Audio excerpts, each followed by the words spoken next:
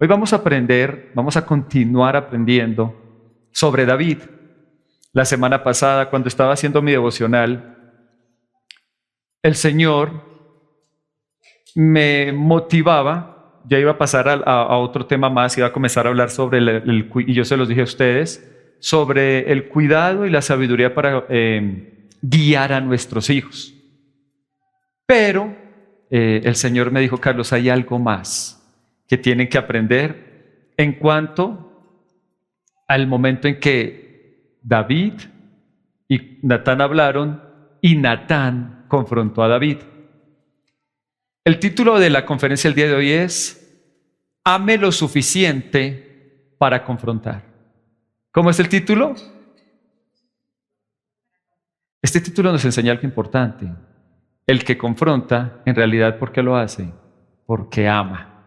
Eso es una completa realidad. Y quiero que me acompañen al pasaje. Voy a leerlo rápidamente. Fue el mismo pasaje que hablamos la semana pasada. 2 Samuel 12, del 1 al 14. El Señor envió a Natán para que hablara con David. Cuando se presentó ante David, dijo: 2 hombres vivían en un pueblo. El uno era rico, el otro pobre. En cambio, el pobre no tenía más que una sola ovejita que él mismo había comprado y criado. La ovejita creció con él y con sus hijos. Comía de su plato, bebía de su vaso y dormía en su regazo. Era para este hombre como su propia hija. Pero sucedió que un viajero llegó de visita a casa del hombre rico, y como éste no quería matar ninguna de sus propias ovejas o vacas para darle de comer al huésped, le quitó al hombre pobre su única ovejita. Tan grande fue el enojo de David contra aquel hombre que respondió a Natán: tan cierto como que el Señor vive, quien hizo esto merece la muerte. ¿Cómo pudo hacer algo tan ruin? Ahora pagará 4 veces el valor de la oveja. Entonces Natán dijo a David: tú eres ese hombre. Así dice el Señor, Dios de Israel: yo te ungí como rey sobre Israel y te libré de la mano de Saúl. Te di el palacio de tu amo y puse sus mujeres en tus brazos. También te permití gobernar a Israel y a Judá. Por si esto hubiera sido poco, te habría dado mucho más. ¿Por qué entonces despreciaste la palabra del Señor haciendo lo que le desagrada? Asesinaste a Urías elitita para apoderarte de su esposa. Lo mataste con la espada de los amonitas. Por eso la espada jamás se apartará de tu familia, pues me despreciaste al tomar la esposa de Urías elitita para hacerla tu mujer. Pues bien, así dice el Señor: yo haré que el desastre que mereces surja de tu propia familia y ante tus propios ojos. Tomaré a tus mujeres y se las daré a otro, el cual se acostará con ellas en pleno día. Lo que tú hiciste a escondidas, yo lo haré a plena luz, a la vista de todo Israel. He pecado contra el Señor, reconoció David ante Natán. El Señor ha perdonado ya tu pecado y no morirás, contestó Natán. Sin embargo, tu hijo sí morirá, pues con tus acciones has mostrado desprecio al Señor. En un estudio que se hizo recientemente, se demostró que la mayoría de los matrimonios que fracasaron no se separaron como resultado de los conflictos. Quiero que me ponga mucha atención. No se separaron como resultado de los conflictos, sino más bien por el alejamiento emocional que se provocaron los conflictos no resueltos y mal manejados. ¿Me entendió lo que le acabo de decir? Es normal que un matrimonio haya conflictos. Pero ¿qué ocurre? ¿Qué logró que estos matrimonios fracasaran y que se separaran? Los conflictos no resueltos y mal manejados. O sea que, si nos damos cuenta frente a la confrontación, es importante saber solucionar las diferencias. Y es necesario hacer. ¿Por qué se separaban? No arreglaban el conflicto, la diferencia que tenían, y había un alejamiento emocional. Eso que hizo me dolió, pero ok, no voy a hablar, voy a dejar así. Pero ese alejamiento emocional cada vez se hacía aún mayor por un conflicto que tuvieron, que no fueron capaces de hablar para resolverlo. O quizás no solamente no fueron capaces de hablar para resolverlo, sino que también lo resolvieron mal. Y el conflicto se volvió aún mayor. Entonces veamos algo, en la relación de familia es importante y en la relación de pareja es importante la confrontación. Es importante hablar cuando hay cosas que se están llevando mal. Y de igual forma, también se ha comprobado que el fracaso en el comportamiento de los hijos se debe a padres que no corrigen a sus hijos. Muchos de estos padres no corrigen a sus hijos porque quieren evitar la confrontación. Hablo sobre todo de los hijos mayores. Uno con los pequeños, pues en realidad uno es más firme y es más fácil hacerlo, pero cuando los hijos están creciendo, cuando comienzan a argumentar, cuando comienzan a pensar que quizás tienen más sabiduría y más capacidades, por decirlo así, que sus propios padres, es ahí cuando estos hijos comienzan a salirse a sus padres de sus manos. ¿Por qué? Porque los padres evitan la confrontación y aún claudican frente a un mundo liberal. Yo recuerdo que una vez estaba en un almuerzo con varios padres y estaban los hijos también en este lugar, pero ellos estaban jugando y los padres estábamos hablando. Y un padre decía, oh, mi hijo se ha vuelto últimamente muy fuerte conmigo, es su adolescencia, ¿no? Y ya no me habla, y cuando me habla supremamente áspero. Pero bueno, yo espero que esto pase. Y estaba hablando ahí cuando llegó la hija, y efectivo, supremamente grosera con el papá. Delante de todos lo menospreció. No le habló, su papá le dijo algo y le dijo, ay, ahorita no, y le hablaba horrible delante de los demás. El papá apenas, es su etapa, es su adolescencia. No es lo correcto. Ese papá, es verdad, no fue el momento. Ese hijo actuó completamente mal, pero sin lugar a dudas, eso ameritaba un momento de confrontación a solas en su casa. Pero lo que este padre me estaba mostrando es que simplemente dejaba pasar de largo, esperando que esa etapa de su vida en algún momento pasara y que comenzara a portarse bien. Pero esas cosas en muchos momentos no se logran si no es por medio de la confrontación. Así como Natán tuvo que confrontar a David para que cambiara, hay momentos donde tenemos que aprender a confrontar a nuestros hijos y no claudicar. Y no llenarnos de temor porque es que ya está grande el niño y el niño ya responde, a veces se pone bravo, a veces me habla feo. No. Es necesario, es importante hacerlo. Al fin y al cabo, yo creo que ustedes escuchen este versículo y que nos enseña por qué es importante la confrontación. Dice Proverbios 27, versículo 6, lo voy a leer en la versión 2015, Reina Valera 2015. Fieles son las heridas que causa el que ama, pero engañosos son los besos del que aborrece. Hay una realidad. A veces no es fácil la confrontación. A veces la confrontación a la otra persona le va a causar un dolor. Pero yo le garantizo una cosa, cuando nosotros amamos y llenos de amor hacemos la confrontación, esa confrontación va a ser algo fiel, que va a causar un cambio en la otra persona, que le va a hacer bien. Entonces, este pasaje nos enseña dos principios muy importantes. Primero, aprendamos a confrontar. Hagámoslo en amor. Entendamos que es bueno. Entendamos que si amamos a esta persona, la confrontamos. Pero también aprendamos a dejarnos confrontar. Y entendamos que esa confrontación, así nos cause una herida, así nos cause un dolor, nos va a hacer bien, mucho bien. Yo les comenté a ustedes hace como 2 años, cuando fui a un paseo, no sé si se acuerdan, donde la salubridad no era la mejor. Hacía un calor, la cosa más espantosa. Mi suegrita, si se acordará, ella estuvo allá con nosotros y también mis hijas. Yo no podía dormir en el cuarto, yo me salía a dormir en una sala, porque el calor era horrible, entonces sudaba. Obviamente cuando uno suda los poros se abren, las camas, pues no tuvimos la prevención, no sabíamos el lugar que íbamos a ir, de llevar nuestras propias sábanas, esas sábanas como que las habían bañado quién sabe hace cuánto, las habían lavado. El hecho fue que por ese lugar me salió un nacido. Es lo mismo con el pecado. Cuando entramos a lugares que no son agradables, nos metemos en territorios que están infectados de pecados, de cosas incorrectas, corremos el riesgo de que eso se nos prenda. Efectivamente ocurrió, me salió un nacido y en el lugar más incómodo donde puede ser. Bueno, en mi caso, yo creo que cualquier lugar sería incómodo, pero en mi caso fue en la axila. Yo parecía que todo el momento estaba adorando. No podía bajar el brazo. Todo el tiempo andaba así. Me dolía horrores bajar el brazo. ¿Sabe? Y ese nacido es como el pecado. Yo comencé, bueno, pues yo soy muy enemigo de tomar como pastas, cosas así. Ahora no está mal, es mi forma de ser.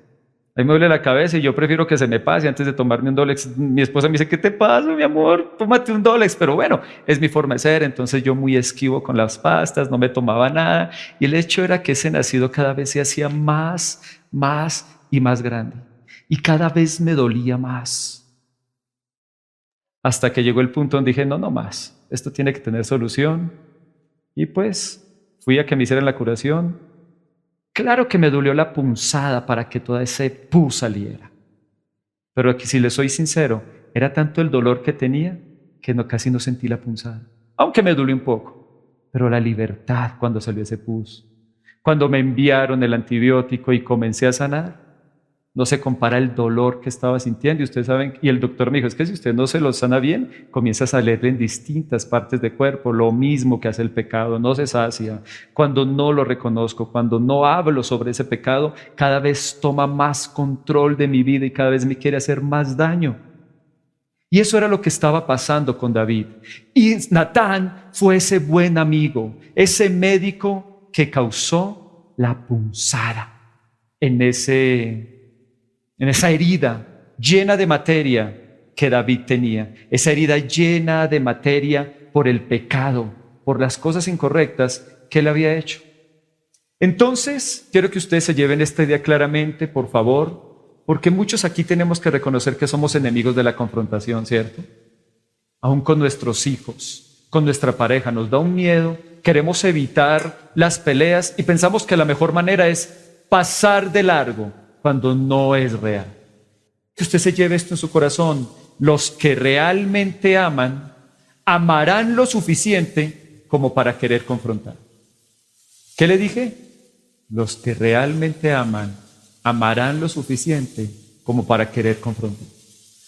Que su hijo es temperamental y usted le dice algo y le responde con 2 piedras en la mano, pues tocará que se le bajen los humos un poquito, pero usted debe confrontar.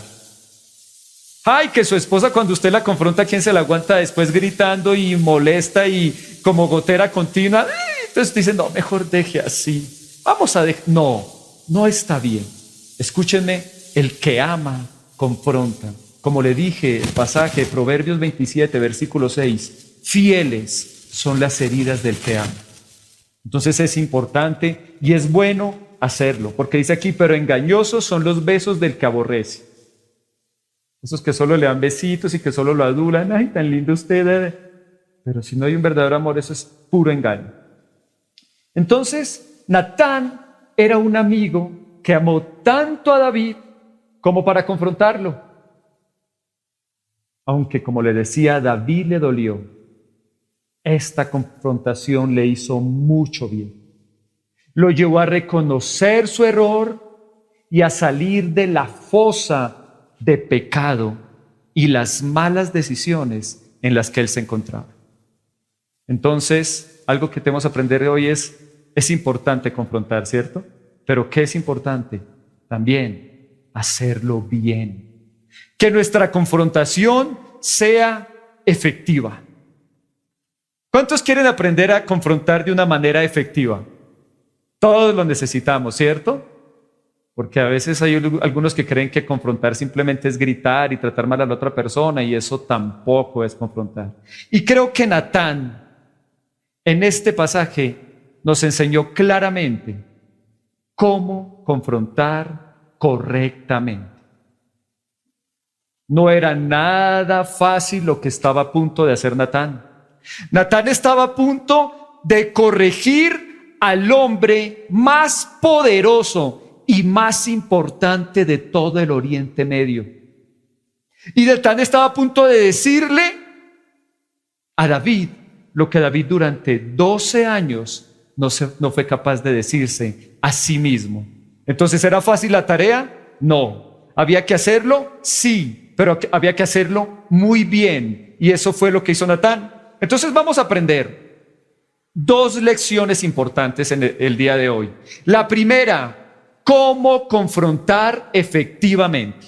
Eso es lo primero que vamos a aprender. Y la segunda, el arrepentimiento verdadero frente a la confrontación. Porque todos nosotros, mis queridos, aquí ninguno puede decir, yo estoy creado para solamente confrontar. Ni siquiera yo, mis queridos. Todos también estamos creados para confrontar, pero también por nuestra naturaleza humana debemos estar listos a tener un verdadero arrepentimiento y a reconocer cuando hemos hecho las cosas mal. Y aquí hay un ejemplo espectacular de confrontar efectivamente en cuanto a Natán, pero también hay un ejemplo muy, muy bueno que demuestra el corazón y el carácter de David en cuanto a dejarse confrontar y a tener un genuino arrepentimiento, a pesar de su lugar y de su posición. Porque muchos hombres, escúchenme muy bien, murieron por confrontar a personas con 0 arrepentimiento. Recuerde cómo murió Isaías, aserrado. Lo pegaron a un árbol y lo aserraron simplemente porque el rey no le gustó lo que le decía. Recuerde que Jeremías se la pasaba en unas fosas que le llegaba el estiércol hasta acá, simplemente por decirle al rey las cosas que estaban mal.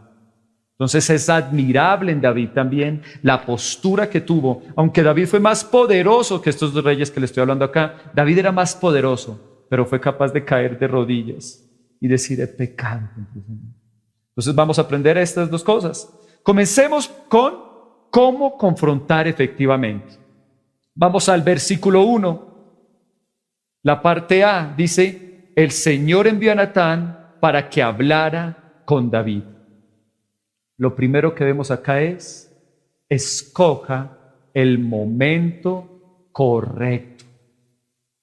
Dios mismo supo en qué momento enviar a Natán.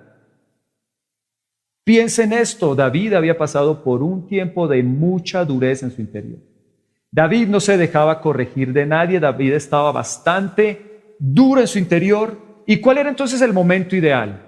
Dios amaba a su profeta Natán, no lo iba a enviar a una muerte efectiva que iba a ocurrir en Natán. No, Dios esperó cuando las consecuencias del pecado comenzaron a hacer mella en el corazón de David. Cuando comenzó a sentirse débil, acusado, fue en ese momento cuando David ya estaba bajando la guardia, cuando Dios le dijo, Natán, ve en este momento. Note que no lo envió apenas adulteró, no lo envió apenas mató a Urías, no lo envió cuando fue el momento ideal el que utilizó el Señor. Entonces, si el mismo Señor obra así con nosotros porque busca nuestro bienestar, debemos entender algo, debemos aprender a buscar el momento correcto. ¿Por qué? Porque muchas personas son confrontadas en momentos inconvenientes y esto solo logra que se aferren más a su error, que se cierren, aun que se molesten. Entonces, escúchenme, esperen hasta que sea el momento ideal. Esto es muy importante. ¿Sabe? Yo he aprendido a hacerlo. Hay momentos donde mi esposa quizás hace algo que a mí me duele, que a mí me lastima. Lo más fácil es explotar de uno. Y viceversa también. No puedo decir que soy yo el que siempre hago todo bien. No. Pero yo he aprendido en estos momentos a controlar mis emociones. ¿Recuerdan cuando hablé sobre las emociones? A no ser reactivo, sino actuar. El reactivo entonces hablaría de una lleno de piedra. ¿Pero por qué hace esto? Pero eso no me gusta y comienza a ofender. Pero no debemos ser reactivos, debemos aprender a esperar. Yo espero, respiro profundo y luego busco el momento ideal. Cuando estamos hablando, cuando ya ni ella ni yo tiene mal genio, en muchas ocasiones es cuando salimos a comer y busco en este momento entonces, en el momento correcto, decirle lo que a mí no me gustó. Igualmente actuó con mis hijas. Hace un tiempo con una de mis hijas hicieron algo que no me gustó. Yo me molesté, las amo y me preocupo por ellas. Entonces yo me molesté, pero cuando mi hija llegó, Le dije, hija, no me gustó lo que hiciste. No le dije nada más. Un poco fruncido el ceño, pero no le dije nada más. No me gustó lo que hiciste. Sabía que estaba cansada de sus estudios, de todo esto, pero el hecho fue que dejé que llegara el día sábado. El día sábado yo mismo hice un delicioso desayuno que tanto les gusta a mis princesas. Arepa con atún y aguacate y un huevito frito por encima. ¿Sí se provocaron? Cuando quieran los invito. Y saludable hasta más no poder. Tiene todo lo que uno necesita para estar, y yo sé que les fascina a mis princesas, a mi Juana le fascina, a todas les gusta. Entonces que charlamos en el desayuno, un momento donde había apertura. La actitud de todos era de apertura, cómo nos fue en la semana, cómo estuvo todo eso. Mi esposa se fue a su trabajo, mis otras hijas se fueron a su cuarto, y llamé a la con la que tenía que hablar. Hija, esto de ese día no me gustó. Por esto, por esto, por esto, por esto, por esto y por esto. Y aquí las reglas van a ser estas. ¿Entiendes? Claro que siempre duele. Fieles son las heridas del que ama. Ay, ay, ay, papi. Entiendo. Pero es necesario. Es necesario. Entonces, si se da cuenta cómo uno puede aprender a buscar el momento ideal, es importante eso. Busquemos el momento ideal, el momento correcto. Y dentro de esto del momento correcto también hay algo muy importante. Aprenda a corregir en privado. Se lo quiero repetir otra vez. Aprenda a corregir en privado. Como usted se da cuenta, Natán no entró de repente, irrumpió en medio de... Esperen un segundito, como... Eso de la IA, ahora mi computador se mueve solo. Mentira, no sé. Natán no entró allá, irrumpió delante de David cuando David estaba organizando algo importante con sus soldados. No, no lo hizo así. Natán tampoco entró cuando David estaba cenando con su familia. Tampoco ocurrió eso. ¿Sabe? Natán pidió una audiencia.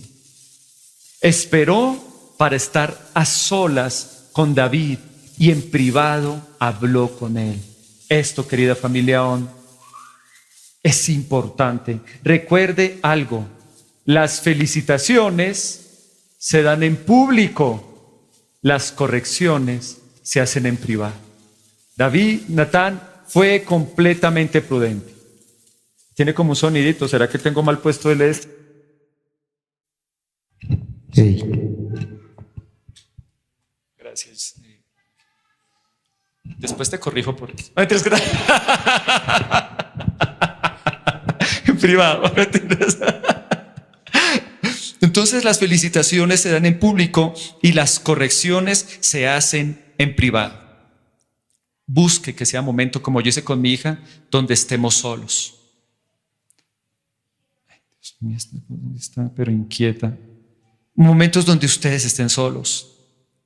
Ahora, si no es posible, porque está en un lugar público, digamos, como yo les decía en muchas ocasiones, yo escojo, voy y invito a mi esposa a cenar y estoy en un lugar donde hay más personas, es obvio. ¿Cómo voy a hablar?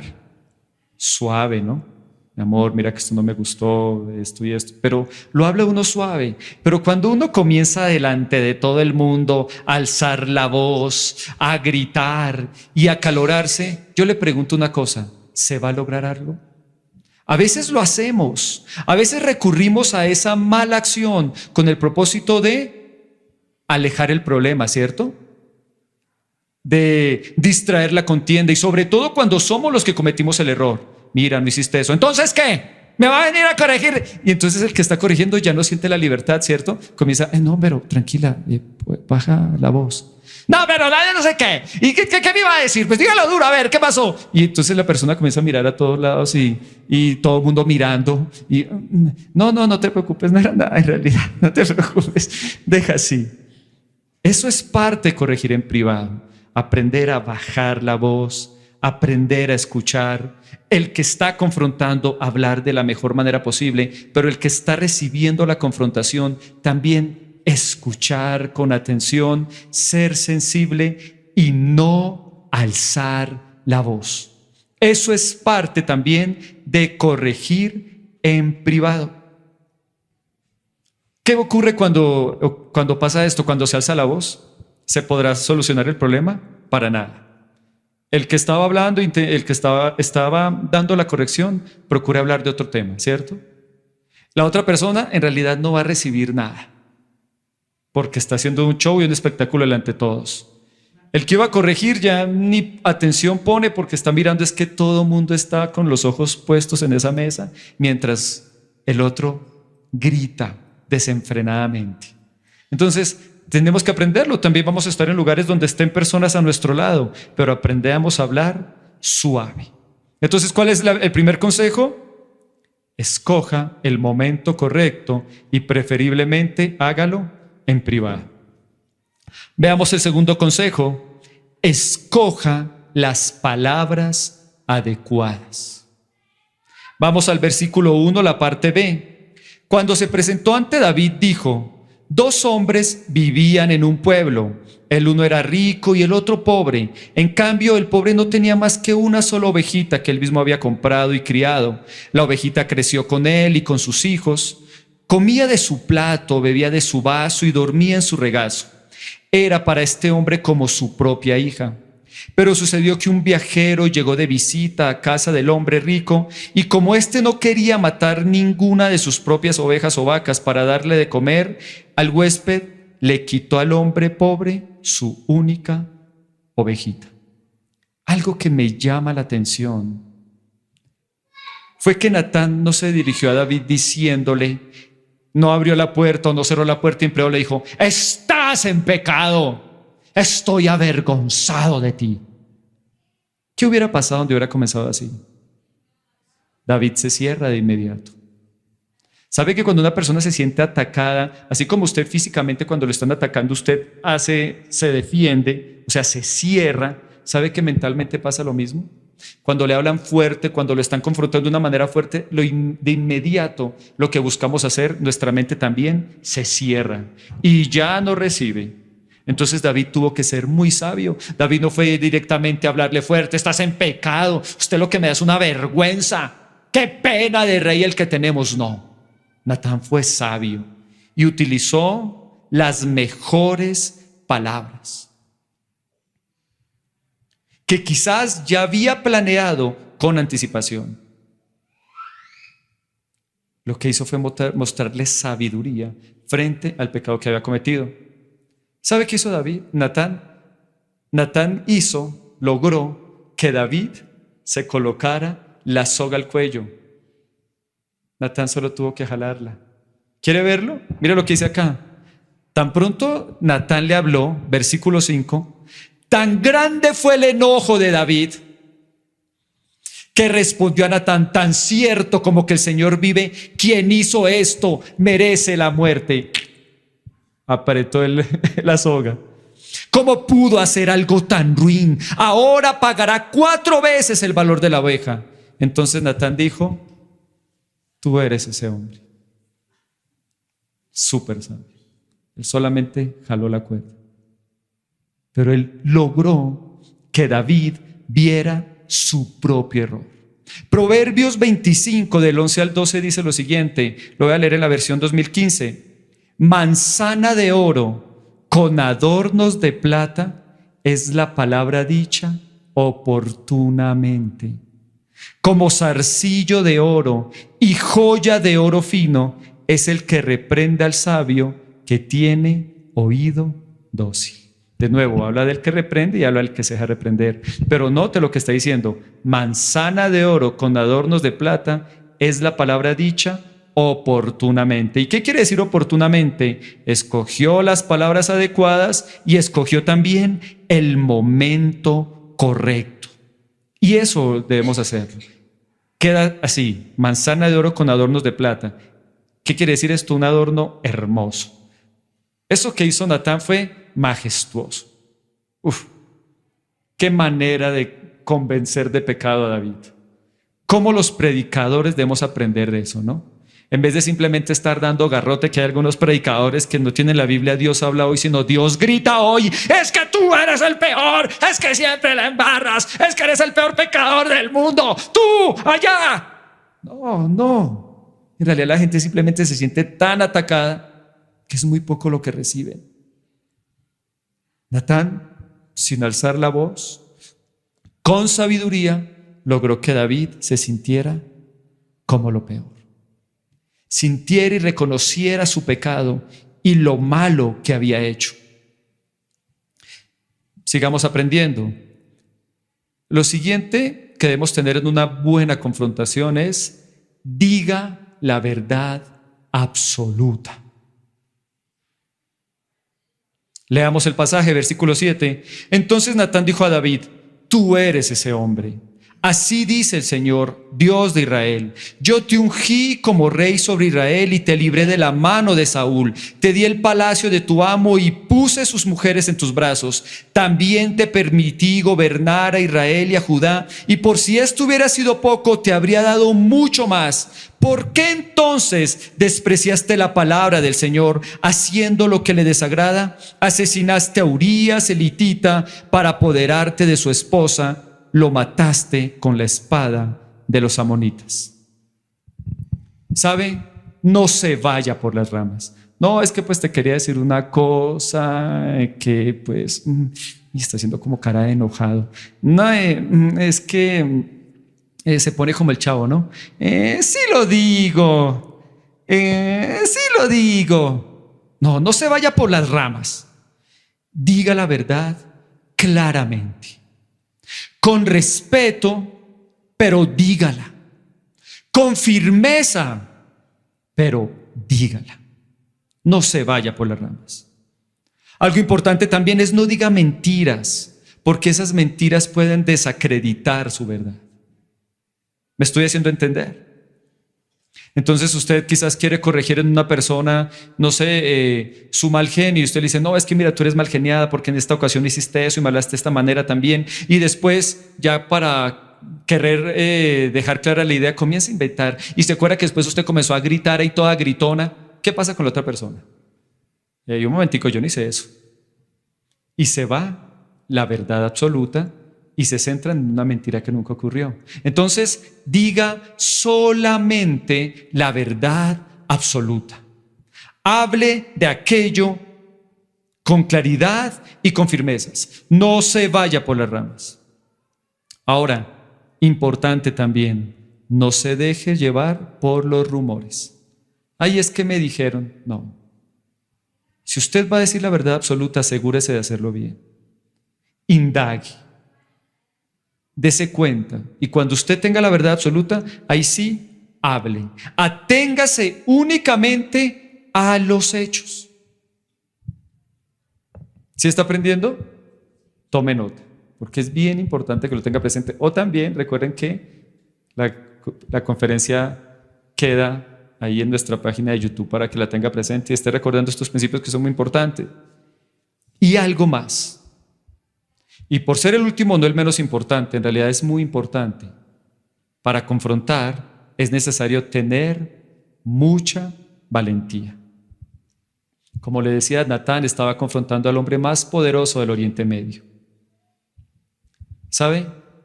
Es importante confrontar con claridad. Muchas personas quieren evitar el conflicto, ¿cierto? A mí me pasó. Yo me acuerdo que en mis primeros años de pastorado, y qué día meditaba en eso, después de tanto tiempo comencé como a permitirlo, después de un tiempo. En mis primeros años de pastorado yo tuve una parejita. Este joven había dejado embarazada a la niña, se veían el fin de semana, él le decía, bueno, más que decirle algo, simplemente él no le proveía, simplemente se veía en el fin de semana en la iglesia, él no la cuidaba, ni siquiera quería vivir con ella. Yo, pues en el deseo de que no se me fueran mis primeros 2 discipulitos, por favor, yo era alcahueta con él. Entonces un día estaban discutiendo y ella, no, es que mi mamá ya está inconforme, mire ya esta barrigota que tengo, este tipo no me da nada, no responde por nada, y yo no sabía ni qué decirle y la llevé a un pastor que admiro mucho. Y le conté el caso y este hombre fue capaz de confrontar. Apenas escuchó, el pastor de una se molestó, ceño fruncido.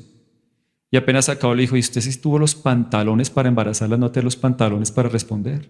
Uf, qué voltaje. Lo que me faltó a mí sí se lo dijo en la cara. Pues ya es hora de que lo comience a hacer. Y le pegó una paseada y necesito que cambie, si no por acá ni vuelva. Yo, uy. Pero era lo que ese hombre necesitaba. Era verdad. Y yo estaba formando un malcriado. No quiero responder, tranquilo, no respondas, pequeños saltamontes, pero quédate aquí conmigo. No, mis queridos, cuando alguien está haciendo las cosas mal, hay que decirle y hay que confrontarlo y tiene que ver y tiene que reconocer lo que está haciendo mal. Entonces, mis queridos, tengamos el valor para hacerlo. Tenga la valentía. Puede que usted pierda un amigo. Yo he aprendido a hacerlo.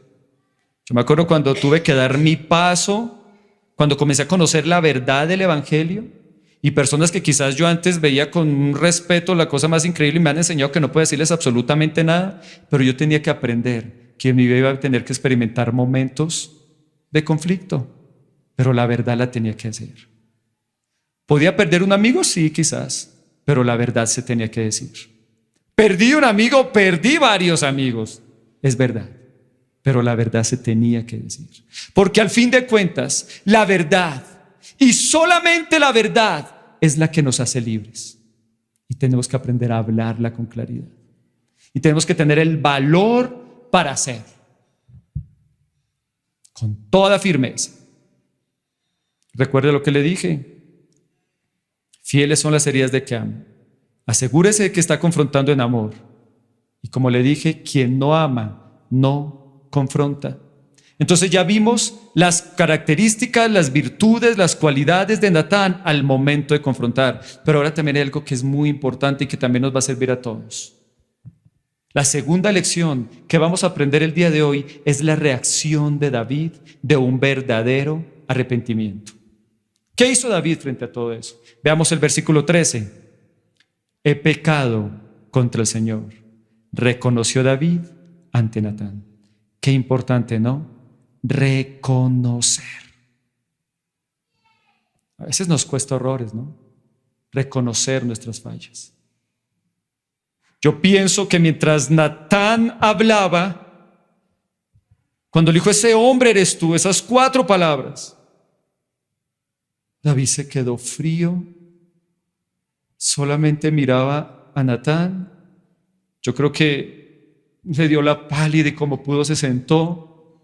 Comenzó a mirar al techo y mientras miraba al techo se le venían las imágenes de cada uno de sus pecados y de esos momentos tan oscuros que permitió y solamente callaba, nunca interrumpió a Natán, dejó que Natán le dijera todo por completo, todas las palabras.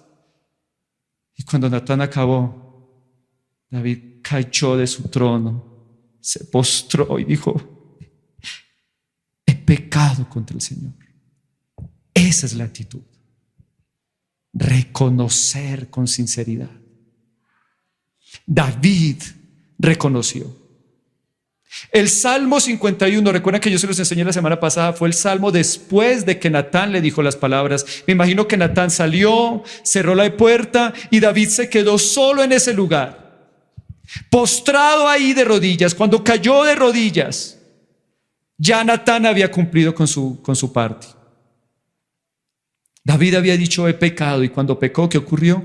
Tu pecado es perdonado. Siempre que nos acercamos al Señor para pedirle perdón, podemos tener la certeza de algo, y que Él nos va a perdonar.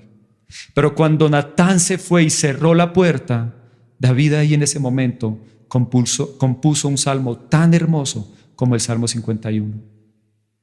Y el Salmo 51 nos permite ver cómo es un genuino arrepentimiento. Qué bueno tener este salmo. Es importante tener un genuino arrepentimiento. A veces pensamos, ustedes saben que yo les hablo con franqueza, Como yo vine de un lugar donde uno todo el tiempo se la pasaba arrepintiéndose de todo hasta lo que no había hecho mal. Y cuando uno siempre se sentía culpable por todo, hasta por cosas que no había hecho o cosas que en realidad no eran malas. A veces cuando uno va a la gracia piensa que entonces ahora no se tiene que sentir culpable nunca y que tampoco se tiene que arrepentir de muchas cosas, y eso no es verdad. Es un punto de equilibrio y de madurez. David sabía, una cosa es sentirme culpable por acusaciones de hombres o cosas del enemigo, pero otra cosa es saber, cuando he nacido de nuevo, como David lo sabía, que hizo algo que estuvo mal. Cuando mi nueva naturaleza me retumba profundamente en mi interior y sé que eso que hice no fue correcto. Y qué bueno saber también pedir perdón y arrepentirnos y aprender sobre lo que es un genuino arrepentimiento. Y mire, quiero que veamos lo primero del Salmo 51. David dijo en varios lugares: he pecado. Más abajo dijo: no he escondido mi pecado. Y después dijo: contra ti solo he pecado. Lo primero que nos demuestra un genuino arrepentimiento, un verdadero arrepentimiento, es un reconocimiento sincero y franco. Qué bueno es esto. Póngalo en práctica. ¿Sabe qué lo ayuda a hacerlo bien? Cuando usted lo hace con las personas que tienen menor autoridad que usted. ¿Cómo le ayuda esto? Porque a veces nos queda tan fácil pedir perdón delante de las personas que están arriba, pero con los hijos no es fácil. Yo he aprendido a decirle a mis hijitas: hoy lo hice con Luciana, en algo que la corregí, yo fallé. No lo hice bien. Y ella sabe, ella sí que sabe hablarle a uno para hacerle ver su error. Se fue de Natán: papita. Le cogí la carita: hijita, perdóname, lo hice mal. Perdóname, hijita. Aprenda a hacerlo. Aprenda a reconocer de una manera sincera y con franqueza. Como le dije, David dijo: he pecado, no escondo mi pecado, contra ti, solo contra ti he pecado. ¿Sabe? Si una persona no dice la verdad o dice solo parte de ella, no está arrepentida. Yo quiero que hagamos un contraste entre un verdadero arrepentimiento y un falso arrepentimiento. Cuando yo preparaba esta conferencia, el Señor me llevó a un pasaje donde vamos a ver completamente lo que es un falso arrepentimiento. Dice el 1 Samuel 15, versículo 13, se los quiero leer todo para que entiendan el contexto. La historia fue que Samuel le dijo a Saúl: tienes que ir y destruir a Agag, al rey, a Amalek y a su rey. ¿Recuerdan ese pasaje? Y ahí tienes que matar y destruir por completo todo. ¿Por qué? Porque tanto el rey de Amalek como Amalek era un pueblo bastante pecaminoso y tipifica el pecado. Y lo que tipifica este pasaje para nosotros es: con el pecado hay que ser radicales, con el pecado no hay que jugar, el pecado hay que destruirlo por completo. Esa es nuestra enseñanza. Pero ¿qué ocurrió? Saúl no lo hizo. Saúl no mató al rey y, aparte de todo, no mató las ovejas. Y vamos a leer el relato. Cuando Samuel llegó, Saúl dijo: que el Señor te bendiga, he cumplido las instrucciones del Señor. Y entonces, ¿qué significa estos balidos de ovejas que me parece oír?, reclamó Samuel. ¿Y cómo es que oigo mugidos de vaca? Son las que nuestras tropas trajeron del país de Amalek, respondió Saúl. Dejaron con vida las mejores ovejas y vacas para ofrecerlas al Señor tu Dios, pero todo lo demás lo destruimos. ¿Qué es lo primero que vemos acá? No reconoce. Por el contrario, ¿qué hace? Justifica sus acciones. Cumplí con todo. Todo lo que me pidió el Señor, yo lo hice. Bueno, entonces, ¿qué es lo que escucho ahí? Esas vacas, esas ovejas, ¿qué es lo que escucho? Es que fue lo que tu pueblo dejó para ofrecerle sacrificio a tu Dios. Se la estaba botando toda al propio Samuel. Sigamos leyendo. Basta, lo interrumpió Samuel. Voy a comunicarte lo que el Señor me dijo anoche. Te escucho, respondió Saúl. Entonces Samuel dijo: mire cómo se parece esta confrontación a la que tuvo David, pero cómo fue distinta la actitud del uno y del otro. ¿No es cierto que aunque te creías poca cosa, has llegado a ser jefe de las tribus de Israel? ¿No fue el Señor quien te ungió como rey de Israel y te envió a cumplir una misión? ¿Se dan cuenta que es muy parecida? Él te dijo: ve y destruye a sus pecadores, los amalecitas, átalos hasta acá. átalos hasta acabar con ellos. ¿Por qué entonces no obedeciste al Señor? ¿Por qué echaste mano del botín e hiciste lo malo ante los ojos del Señor? Ahora escuche a Saúl. Yo sí he obedecido al Señor. De nuevo se justifica. Y con insistencia, insistió Saúl. He cumplido la misión que él me ha encomendado. Traje prisionero a Agag, rey de Amalec, pero destruí a los amalecitas. Y del botín los soldados tomaron ovejas, vacas destinadas al exterminio, con el propósito de ofrecerlas en Gilgal al Señor tu Dios. De nuevo no reconoce, de nuevo se justifica. ¿Cuál fue la palabra de David? Cayó de rodillas, he pecado contra el Señor. Note cuántas veces ya se ha justificado. Lo vuelve a hacer diciendo que es inocente y segundo, echándole la culpa a otros. Vamos al versículo 24. Por fin Saúl dice he pecado, pero mire el contexto para que entienda lo falso de sus palabras. He pecado, admitió Saúl. He desobedecido la orden del Señor y tus instrucciones. Los soldados me intemaron y les hice caso. ¿Qué está haciendo aquí? Aparte de justificarse, ahora se victimiza. Yo lo hice, pero por culpa de los soldados. ¿Qué le recuerda esto? ¿Se acuerda cuando el Señor fue a hablar con Adán y Eva? ¿Cómo fue? La mujer que me diste, y la mujer, la serpiente, y la serpiente, Pero todos querían justificar, y aparte de justificar, se victimizan. Yo he tenido esos casos, donde uno está corrigiendo y tras del hecho le sales a deber. ¿Le ha ocurrido? No se victimice, reconozca, no saque excusas. Si usted falló, lo que debe hacer es, reconozco mi error. Y ya, punto. Pero te ruego que perdones mi pecado y que regreses conmigo para que yo te adore. No voy a regresar contigo, respondió Samuel. Tú has rechazado la palabra del Señor y Él te ha rechazado como rey de Israel. Cuando Samuel se dio vuelta para irse, Saúl le agarró el borde del manto y se lo arrancó. Note este momento. A veces cometemos el error que pensar que el borde del manto es que Samuel era como Superman, ¿no? Entonces tenía una capa y le cogió el borde de la capita. No, el manto era sus vestiduras en total. Entonces el borde del manto puede ser el borde de acá, como puede ser el borde de la camisa. Y lo que yo creo es que en ese momento, cuando él le dijo, no te acompañaré, ¿sabe qué hizo Saúl? Le agarró el borde de acá.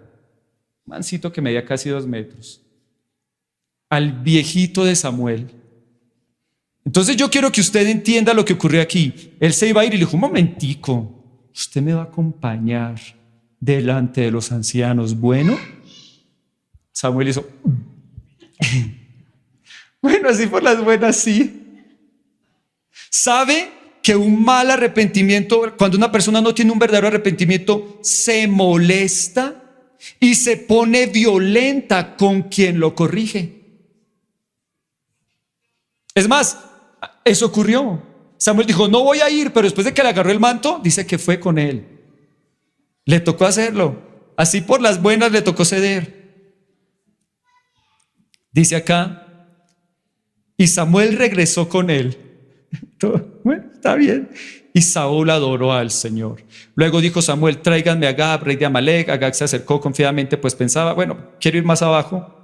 Versículo 34. Luego regresó a Ramá, mientras que Saúl se fue a su casa en Gibea de Saúl.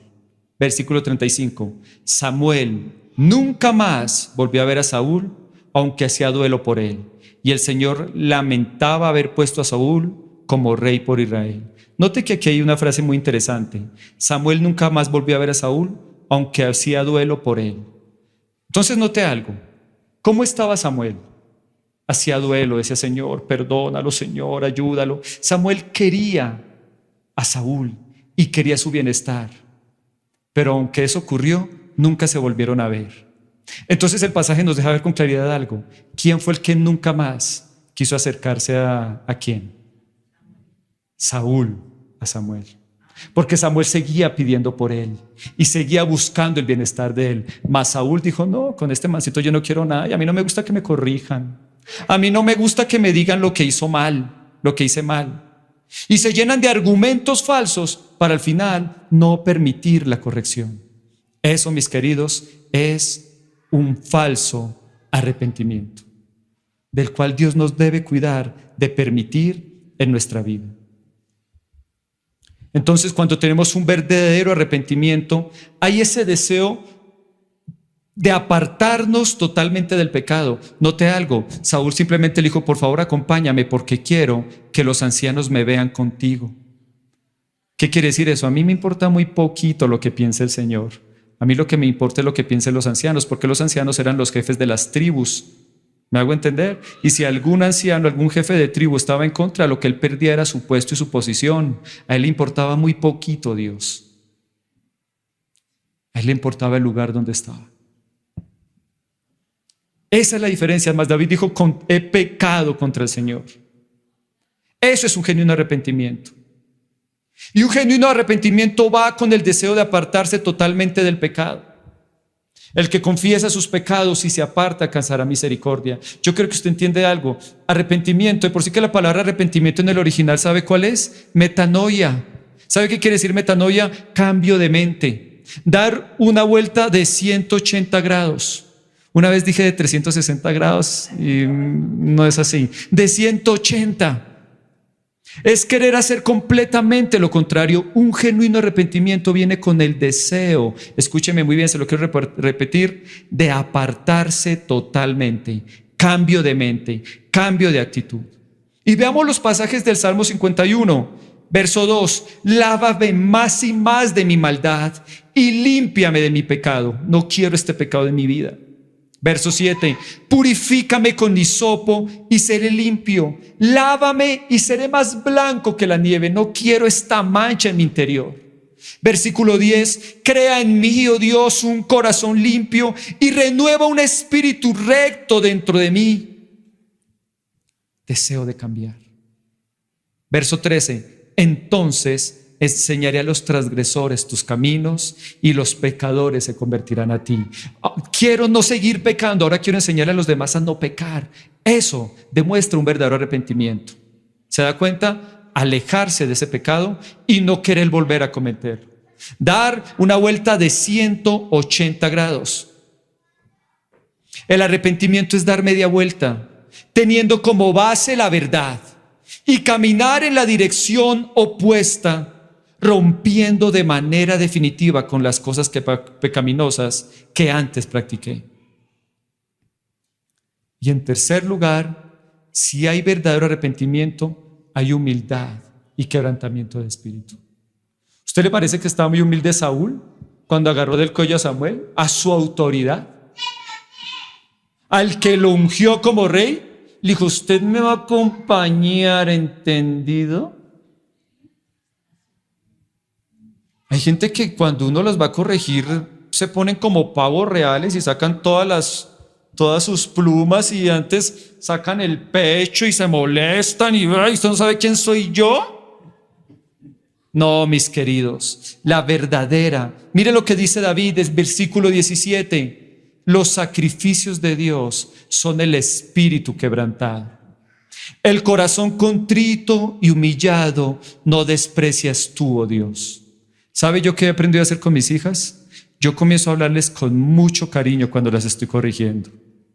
Pero cuando comienzo a ver que se me están poniendo así como que se me están esponjando como un pavo real, gracias a Dios yo también me hizo como grandecito, yo también me paro como un pavo real y le recuerdo quién es el que manda y les hablo un poco más firme. Pero uno tiene que hacerlo. Porque la persona cuando tiene un error lo que tiene que aprender es a tener un corazón contrito y humillado, no a esponjarse.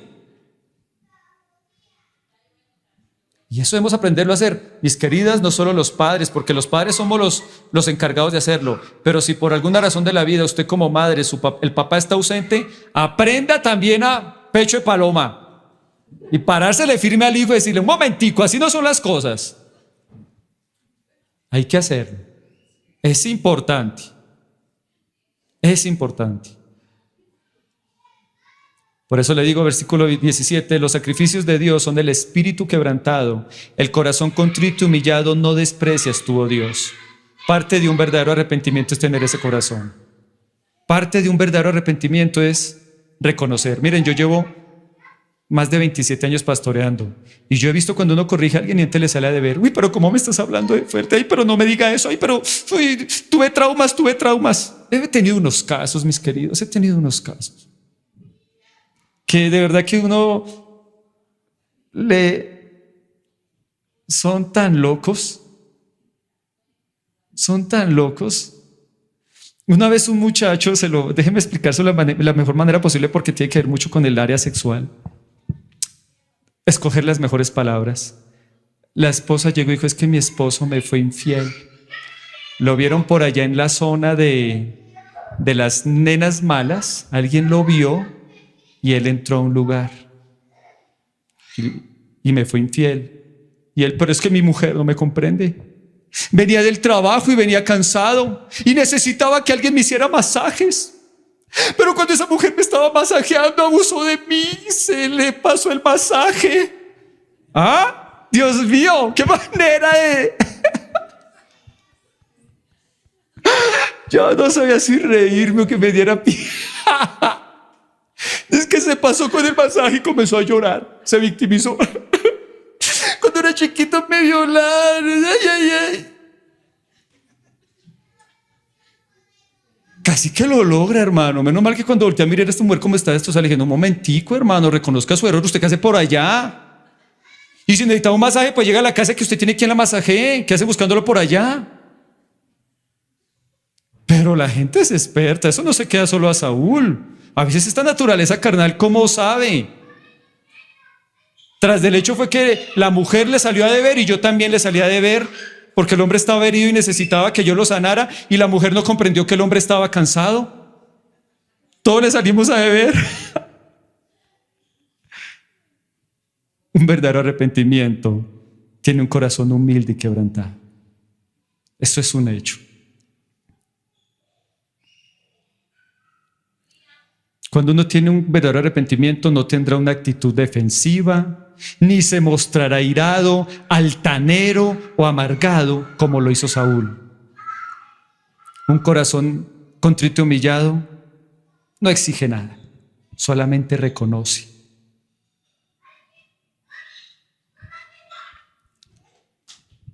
Y en cuarto lugar, el verdadero arrepentimiento me da la confianza de que Dios me ha perdonado. Eso también es muy importante. Porque, ¿sabe? Yo pasaba meses donde todos los días pedía perdón, pero todos los días salía sintiéndome igual de pecador. Y eso no es verdad. Desde que Cristo murió está a su completa disposición en perdonarnos y en ayudarnos. El verdadero arrepentimiento, escúcheme muy bien, les da la certeza, la confianza que el Señor los ha perdonado y no solamente que los ha perdonado, sino que también los ha restaurado. Miremos 2 Samuel 12, 19 al 20. Mas David, viendo a sus siervos hablar entre sí, entendió que el niño había muerto. Por lo que David dijo a sus siervos, ¿ha muerto el niño? Y ellos respondieron, ha muerto. Entonces David se levantó de la tierra, se lavó, se ungió. ¿Podemos cerrar un poquitico de la puertica, por favor? Se ungió y cambió sus ropas y entró a la casa de Jehová y adoró. Después vino a su casa y pidió y le pusieron pan y comió. Yo le enseñé a usted algo la semana pasada. ¿Recuerda un pasaje de la Biblia donde un hombre ciego estaba persiguiendo a Jesús para que Jesús lo sanara? ¿Cómo lo llamaba? A gritos. ¿Quién se acuerda? Hijo de David, ten misericordia de mí. Entonces, note que aquí hay algo muy interesante. ¿Cómo se le llamaba a Jesús? El Hijo de David. Y cuando David escuchó que su hijo había muerto, tipo de Jesús, ya había sido pagado el castigo. Ya Cristo llevó el castigo. Este niño había llevado el castigo y la consecuencia del pecado.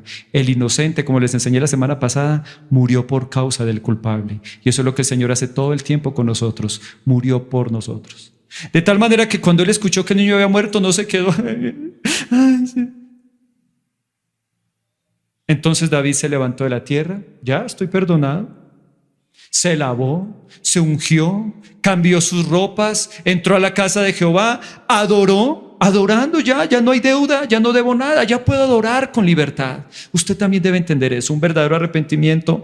Yo recuerdo cuando conocí al Señor y no había caído bajo el rigor de la ley, como yo podía venir al Señor y me sentía completamente pecador, pero cuando comenzaba a orar y a pedirle perdón, yo sentía tanta alegría en mi interior, sentía que había sido completamente perdonado y salía siendo otro completamente feliz y con la fuerza del Señor para ser mejor y para ser distinto. La ley me lo quitó. Después comencé a experimentar momentos donde yo oraba, pedía perdón, pero salía y salía igual, porque me sentía que el Señor no me había perdonado del todo, como si dependiera de mí y de mis obras.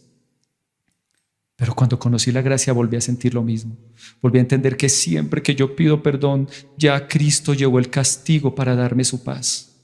Y que yo ya estoy libre y que puedo adorarlo con los brazos abiertos y que mi lamento se puede cambiar por baile, por alegría, por esa felicidad de saber que otra vez estoy restaurado con Dios. Creo que para David este momento fue tan especial cuando adoró al Señor, cuando se cambió de ropas, cuando se ungió, se puso lo mejor posible. ¿Y sabe para qué se arregló tan bien? Mire, David dice, entonces David se levantó de la tierra, se lavó, se ungió, o sea, se puso lo mejor posible, cambió sus ropas. ¿Y sabe para qué hizo eso?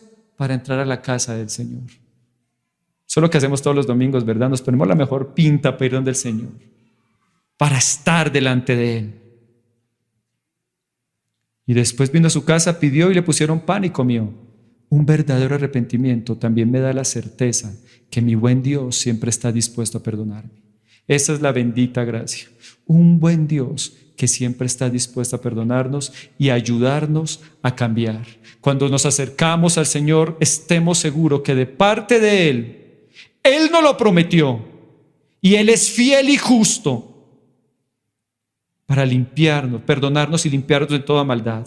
Él nos lo prometió. Llegará el perdón y llegará la restitución por parte de la sangre de Cristo. Y estamos de nuevo listos para retomar el camino de la victoria y de la bendición que Dios preparó para cada uno de nosotros. Bueno, familia, ¿se aprendieron? Qué bueno. Entonces, hoy pidámosle al Señor eso. Ahí donde está, cierre sus ojos, incline su rostro y vamos a orar.